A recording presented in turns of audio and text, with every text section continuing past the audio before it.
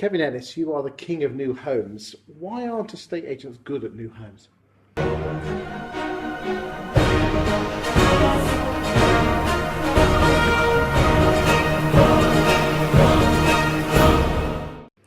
I think most of them think it's a dark art. Go on. I think what we tend to experience is a lot of agents think that another agent that's got that new home site is just in the lucky chair, and it's not. You've got to understand it. You've got to understand what the developers are looking for. But the big thing really is land. Land is an agent's only tradable, really, in a negotiation with a house builder. So, is it normally the case of whoever finds the land gets the if you broker the land deal, our sort of approach to it is that an agent would command at least a 2% fee for the land acquisition or disposal, and then by doing that deal, they contractually build themselves in for the resales. That's the desired result. But most agents don't have a track of, or don't know what to do. They miss opportunity. And that they're a nice part of the problem. When you say builds in a 2%, is that 2% on the purchase price of the land? Yeah. Yep.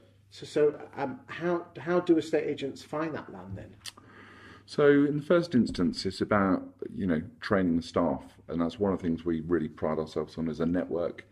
That's the Land and New Homes Network. Yep, the Land and New Homes Network. So for any agent that comes on board with us, the first part of that process is they come into our offices in Marlborough for a day of training, and we cover everything from land identification, the planning process, right through to pitching and winning the business, and then looking after it when you've got it.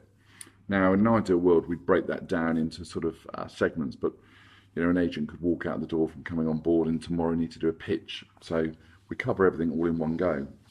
But then we have modules that and webinars and other sort of e-learning around training. And for me, the big piece is that any agent needs to train all of their staff on what to look for and what does a land opportunity look like.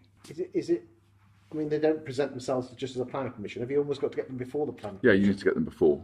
So, it's everything from the disused petrol station, the empty office building that could flip over to residential, the large back gardens, the rotten bungalows. So it's not just big. We're not just getting next to the big green web. No, absolutely not. Absolutely not. For an agent to develop and grow a land and new homes business, they need to be catering for every demographic of builder, whether that's Fred, the local builder who builds 2 or 3 houses a year, through to the big volume guys. Your average agent won't tend to sort of, or initially early on, won't be getting involved in those great big projects. They're strategic deals that might have been done 5, 10, 15 years ago. That's not to say an agent can't do that moving forwards, but they're, where an agent would get more opportunity would be about sort of looking left, looking right in their territory around where developments, could Have be you got built. any quick wins that, because for the guys out there in estate agency land on what they should be looking for? You mentioned office blocks because I think the rules changed on planning, didn't they? Yes, you've got permitted development rights on office buildings. So through a change of use application, which is pretty straightforward, you could change an office building over to residential in a very, very short space of time. So a lot of people have cottoned onto that, but something that kicked in last October was also now around light industrial units. So as well as office buildings, you can now do light industrial units under 500 square metres. And there's some very clever tech out there that can help you find those properties. So that's, there are 2 very quick ones.